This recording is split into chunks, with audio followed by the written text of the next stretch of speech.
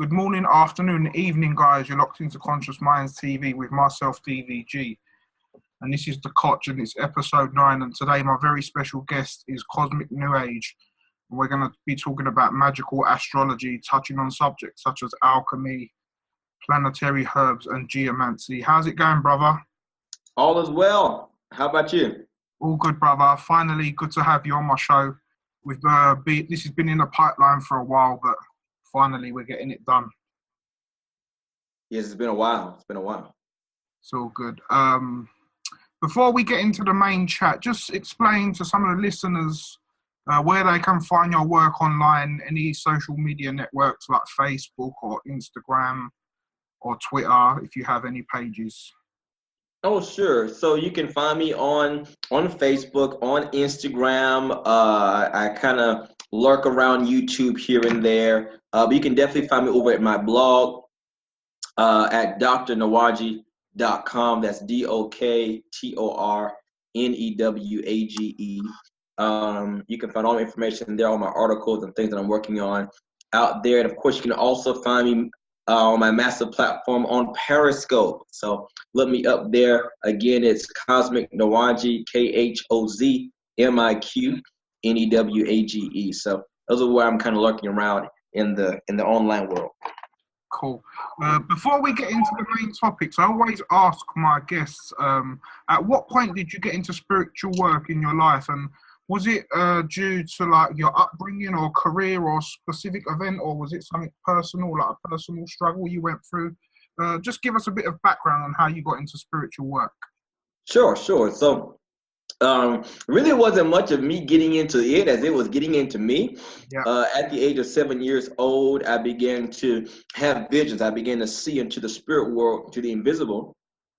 It began with my mother telling me to go clean my room, and as I was in there wiping off my television screen, I don't know whether it was the chemicals or the dust or whatever the case may have been, but sure enough, my reality, my world began to peel away from me. It dissolved right in front of my eyes, and I was in another dimension, quite honestly. And so after that encounter, where I guess my gifting as a seer was activated, a year later, when I was 8, my grandfather, who was the, I guess you can say, family shaman or root worker, a hoodoo man, began to take me up under his wing and began to learn me in a lot of the mystical arts.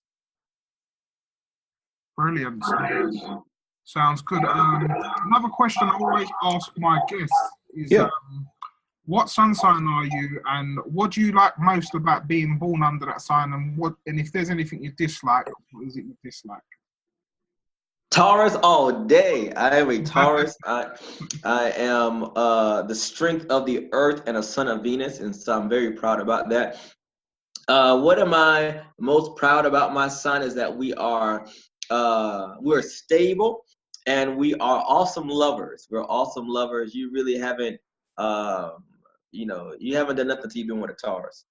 And and what I can say that I kind of don't too much care for is, Taurus, we are definitely can get stuck into a routine. I think also Taurus kind of struggle with a fear of losing something, or fear that you make a decision and kind of you can destabilize your foundation. So there's some insecurities in those areas, but otherwise it's nothing better than the bull. Yeah. I have a Taurus moon as well. So. Oh yeah. So you already understand. Yeah. Okay, so getting into the main topic is magic and astrology, and obviously, like I said, we're going to touch up on some different aspects like planetary herbs and geomancy. But before we get into that, I just want to touch up on alchemy and how you see alchemy and what it is. So alchemy is I think the definitions of alchemy are about as diversified as there are alchemists out there, but really it is making appropriate use of the spiritual essence that is resident in all physical matter. Yeah. And so it's taking it beyond its physical components and tapping into this is how best I describe it to my students. If you're familiar with, let's say, Windows operating system, Yeah. when you utilize a computer, you normally have what's called the guest account or the guest user, and then you have the administrative account, right? And so the guest account is pretty much going to be able to access, Word documents and get online. All of your basic functions is what your guest account will allow you to do. But then if you want to make some administrative changes, if you want to go into something deeper, if you want to begin to move around some things that you don't necessarily have access to through the user interface, then you log in with a password into your admin account. Well, alchemy is the ability to log into the admin account of matter. Wow, that's a beautiful allegory. I like that. And so it speaks to the fact that creation has a user interface in normal use, right? That's applicable to your 5 senses. So, for example, let's take amethyst, the amethyst crystal, for example. For all intents and purposes, it's a very beautiful stone, a wonderful quartz derivative. That's about it. It's only really going to appeal to your senses. But alchemy allows you to access the administrative account of that gemstone or that crystal. And now not only does it look good, but now can also stimulate the third eye. Yeah. It's almost like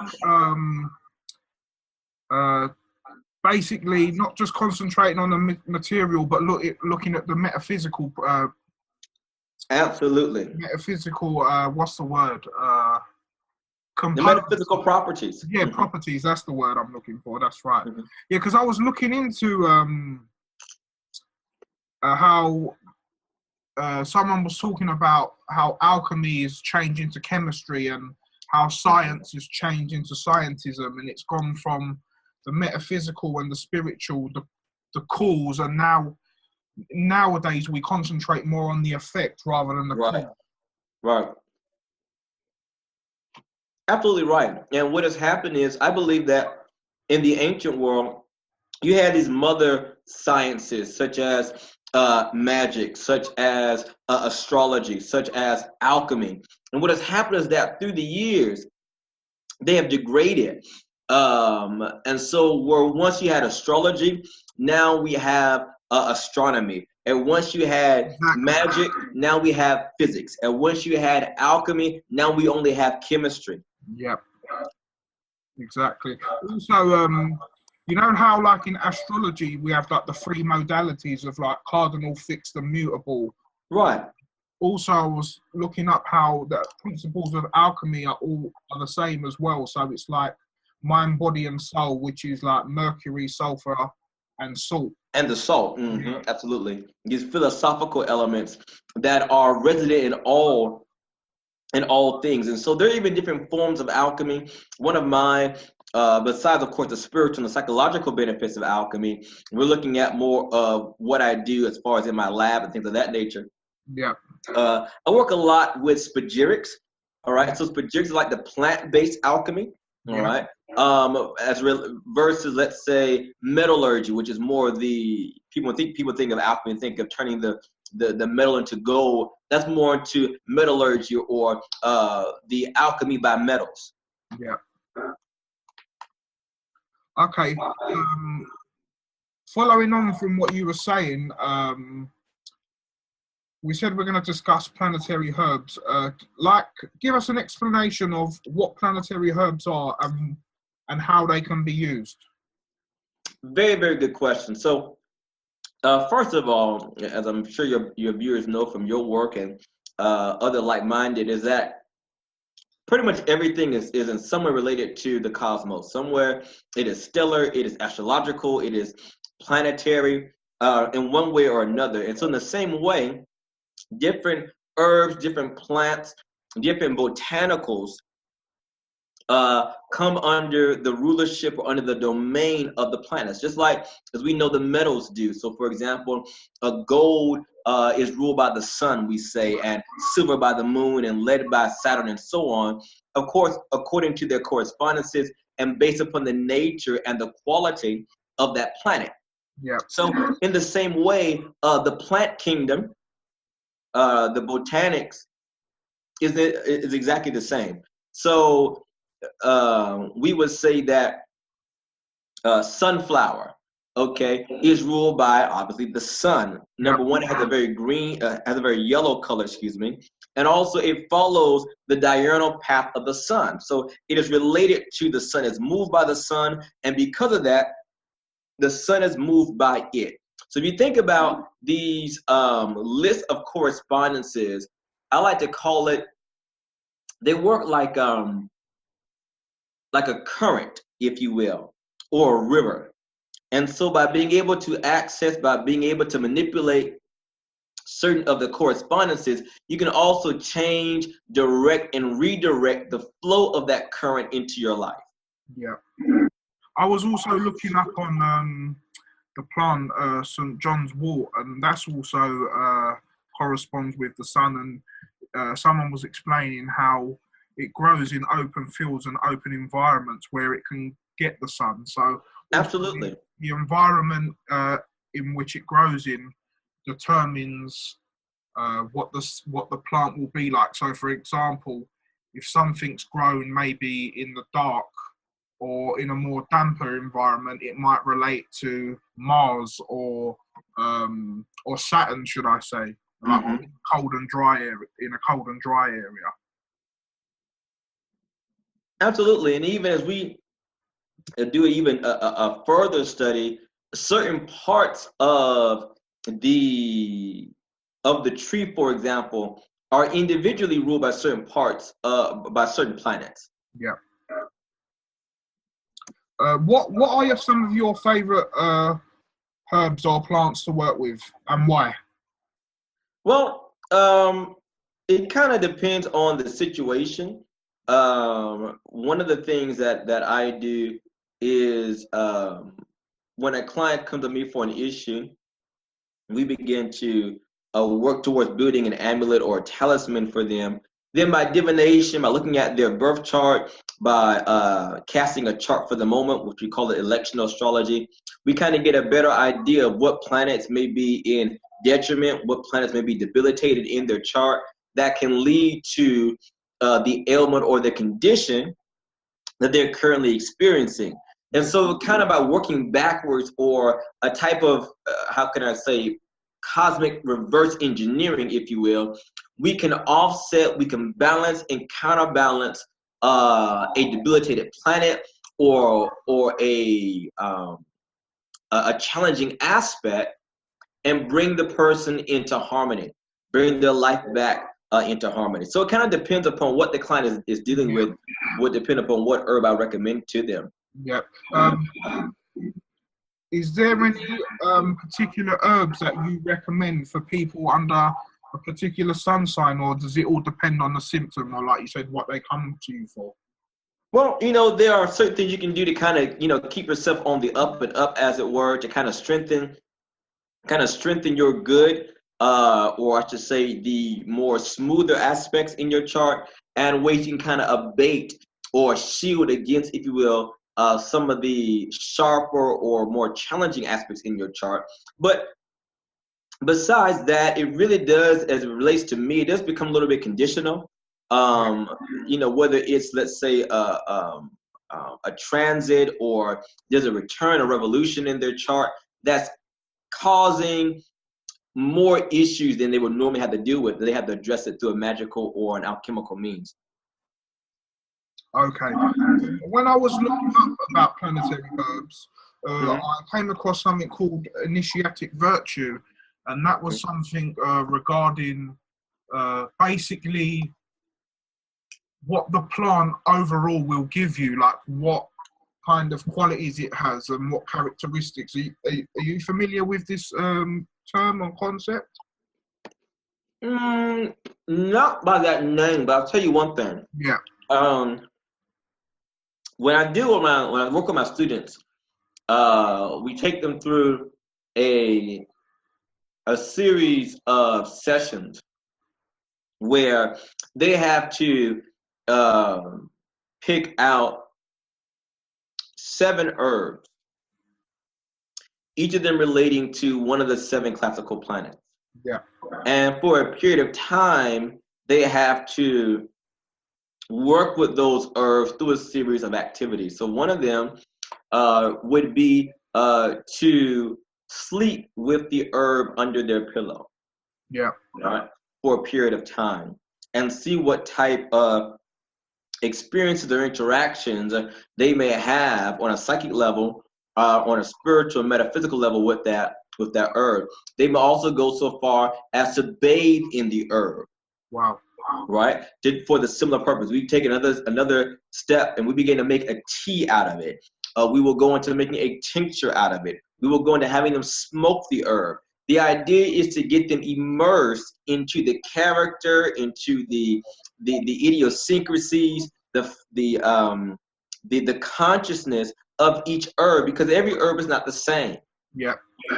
Right? They have their own behaviors. They have their own virtues. They have their own temperaments, if you will, that could be complementary or counteractive to that of the worker, that of the practitioner. So there are certain herbs that work well with certain practitioners and some that don't. And I've seen people say that that's based upon your chart.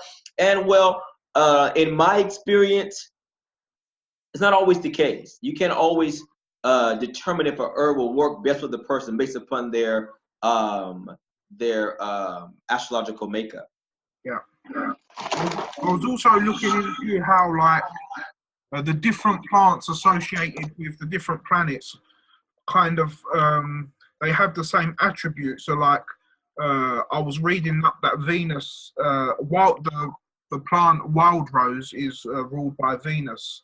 Mm-hmm. And so Venus is like an expansive kind of warming, like magnetism kind of planet. And it was explaining that how some herbalists use that to kind of relax your tissues in your body, basically. So the qualities of the planet are also in the plant, which use them qualities to kind of heal you, if that makes sense.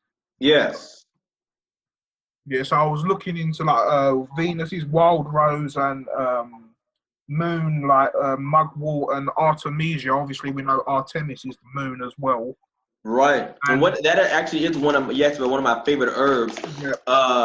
One of my favorite herbs is mugwort. Of course, it has some other properties there as well, but one of them is that it's very powerfully psychic, and it's one of the ways that I introduce psychic activity to my students. If they've never had a psychic experience, if they've never had a lucid dream out of their body or anything of that nature, then I introduce them to work with the herb called mugwort. Mugwort is so potent in the ability to shift consciousness and to walk between worlds and to produce psychic phenomenon that simply in some cases, depending of course how open, receptive, and how sensitive you are, just simply sleeping with it under your pillow for a few nights can give you lucid dreams and out-of-body experiences. Yep. It's interesting you said about the dream world, because in my notes here, I've put that it's a grid between, it's kind of almost keeps you awake in the sense that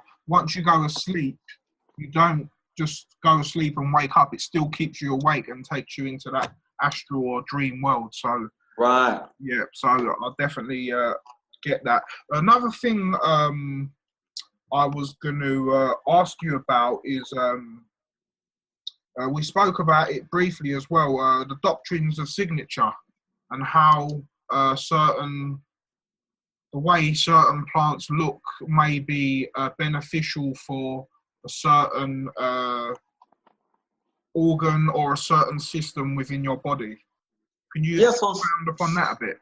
Certainly. So the doctrine of signatures is the same thing that's been used in ancient or I don't want to say primitive, but in ancient medicine, also of course in magic, even to this day.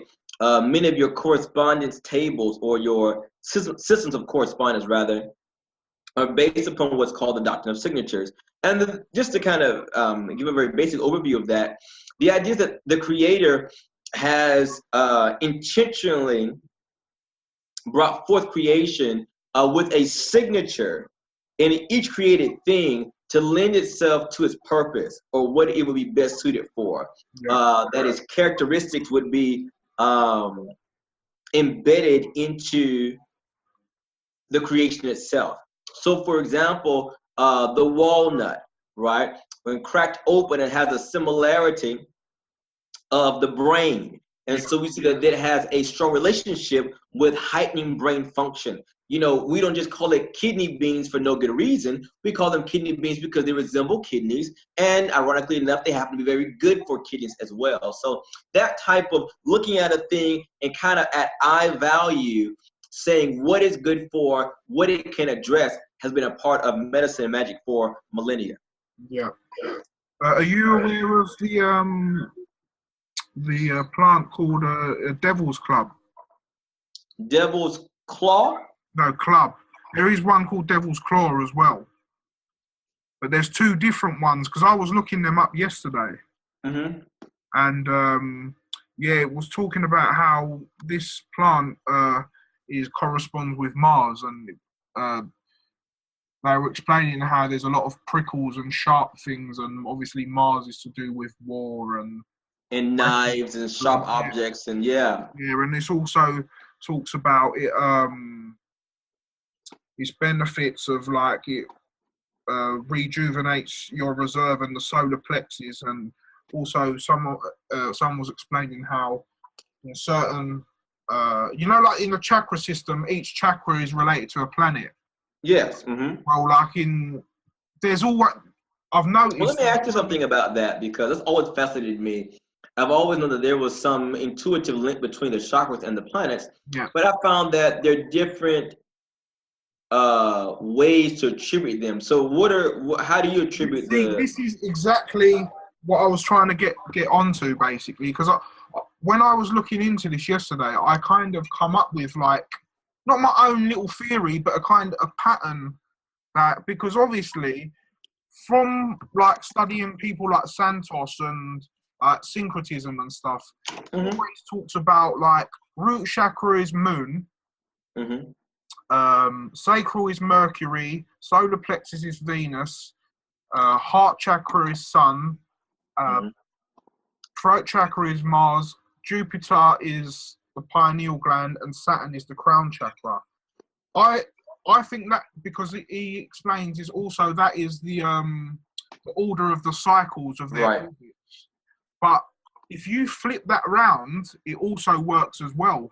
But what I've noticed is the first list I told you is from Cancer to Sagittarius, and then the second list is from Aquarius to Cancer, and it all corresponds when I'll put the picture up on the video so I can show you. So, from Cancer to Sagittarius, you said? Yeah, so for argument's sake, the moon to Jupiter? For example, so one system is like compression and the other system is rarefaction. So one is like gateway to the gods, like the zodiac waxing, and the other one is like the zodiac waning. So it's like two different modalities almost. Oh, I see what you're saying now. Yeah, so the spiritual one would be from Aquarius to Cancer, which would start at the top chakra. So Aquarius is ruled by Saturn, which would be the top one. Then after that would be Pisces, which is Jupiter. Then after that would be Mars, which is Aries. Then you've got the middle one, which is the sunrise. Then following up that one, the yellow one would be Venus. And then Mercury would be the sacral one for Gemini, and then the moon back to Cancer. But if you do it the other way round, so starting at the top, you've got the purple, which is the moon, and then the sun, which is moon and Cancer. Then you've got sun and Leo, and then Mercury and Virgo, and so on and so on. So you've got two different ways. One is more of a spiritual and one's more physical. That's the way I've worked it out, but I don't know That's just the way I've syncretized it, basically. Wow. So I don't know if that makes sense to you. You gotta send that to me so I can look at that and really meditate on it. I was just messing around like on my board, and I come up with it. And I was like, oh wow, there's definitely a pattern there. Because I've always thought that, why do some people say like Saturn is at the bottom and then Saturn is at the top? But it makes sense, because at the bottom it corresponds to Capricorn, but on the other system it corresponds to Aquarius. So I just made a little connection, but I'll include that in the pictures when once I edit the video. But yeah, I was, because also another thing I thought of as well, like you see, like in the spiritual kind of list, well, Jupiter is the third eye, and Jupiter rules Pisces, and it's almost like Jupiter's in the middle of the two fish, which are your two eyes as well, because it looks like the shape of fishes. I don't know if you can see that, but that's a syncretism I made yesterday. I'm pulling up my notes here. Yeah. Just give me one moment here. Yeah, no problem. But yeah, there's some very interesting patterns. Like with me, I love looking at patterns and the way they work and stuff like that. Because I always thought, how can Mars be the yellow one? I swear it's blue in some of them. It's the throat chakra, because it's like maritime, isn't it? But so that would be Mars, like, maritime. Yeah, that would be like the Scorpio version of Mars, whereas the yellow one would be like the Aries version, if that makes sense. The more fiery. Yeah. Fiery. But obviously, like I see it as like there's a physical chakra system, and which is like ascending, like from Aquarius to Cancer, and then you've got like a like rarefaction one, which is like from Cancer to Capricorn. Is refracting. Rarefacting is also it's refraction and so compression is like, compression, yeah. Yeah, compression is like towards blue shift, right, and refraction's towards like red shift, basically. So one's more physical and one's more spiritual. Absolutely. I'm trying to get this thing to open up. I don't know what's going on with my computer. Just give me 1 second here. No problem. But just for me, I'll just carry on while you're looking up. But for yeah, please do. Who are also into astrology, I would recommend them to check out cell sorts as well. And the absolutely is basically we're in the womb for 9 months. So, and there are 12 cell sorts. So we are deficient of 3 sorts. And then those 3 sorts will be the sorts that it will be the sign that you're born on and the 2 after. So me being a Scorpio, I would be deficient of calcium sulfate, silica, and calcium phosphate. In your case, being a Taurus, your one would be sodium sulfate, potassium chloride, and calcium fluoride. So it's a very interesting science for people to check up, because it makes a lot of sense of why certain people have certain issues at certain part of their body, because as we know, the zodiac's within the body as well. Certainly. Because obviously, like, just an example to give you, like, my mum's an Aquarius, and obviously Aquarius starts from the shin and goes down to Pisces, which are the feet, and then the next one would be the head, and she suffers with she's always had bad feet, and also she suffers from thyroid problems, you know. Oh, wow. So it all corresponds once you look into the science properly. There's a lot of stuff on YouTube about it, and obviously Santos has done a lot of presentations on it. So anyone listening, I definitely recommend you to check that out. Yeah, there's a couple out there where let's see here. I'm trying to get it.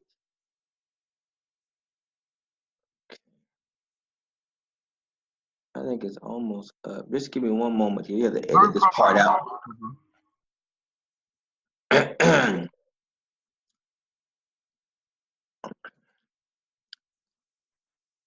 All right, here we go. No problem. Opening. All right, perfect. Okay, I can answer all your questions now. I have the answer to the universe now. Okay, so I wanted to, yes, here we are. All right. In my first part of my notes, I talked about herbs and their planetary signatures. Yeah. Okay, herbs and their planetary signatures. And so we talked about the herbs of the sun, right? So for example, and I can, let me see if I can share this. It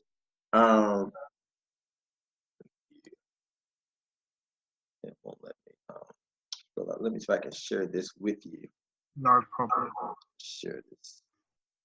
All right, share screen. I want to share this part. Okay. So, of course, the energies of the sun are self-confidence, success, authority, vitality, courage, dignity, fame, self-knowledge, etc.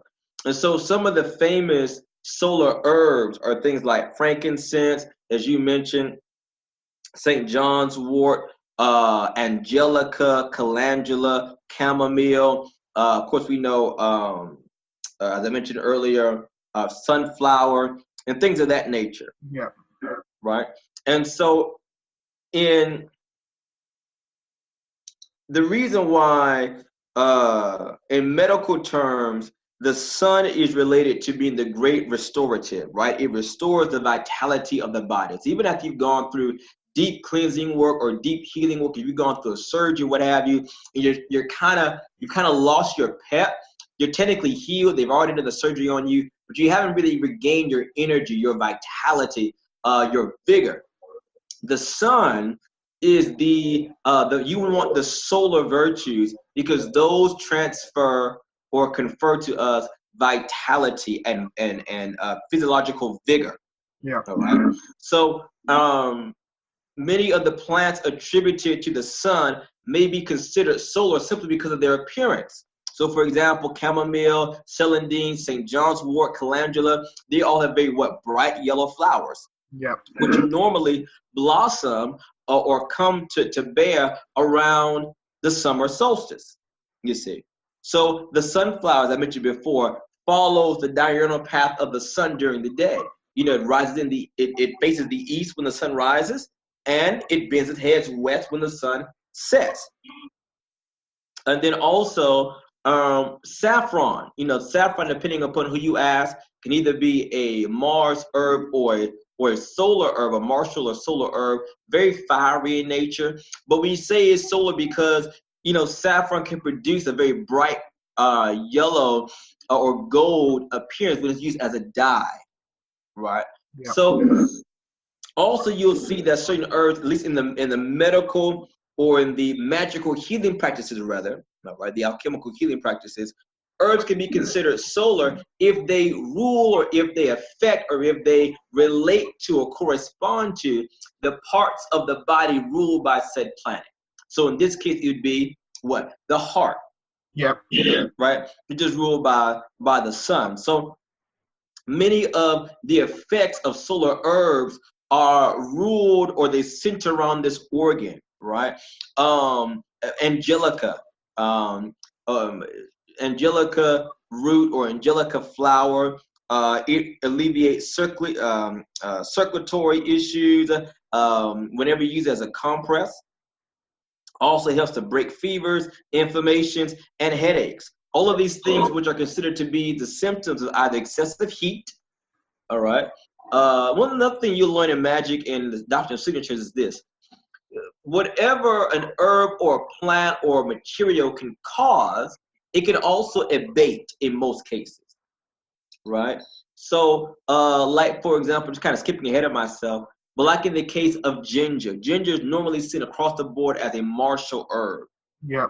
All right. And so whereas it can cause a person to become more fiery, more argumentative, more on edge, it can also be used to break fevers and to it's like yin and yang, basically.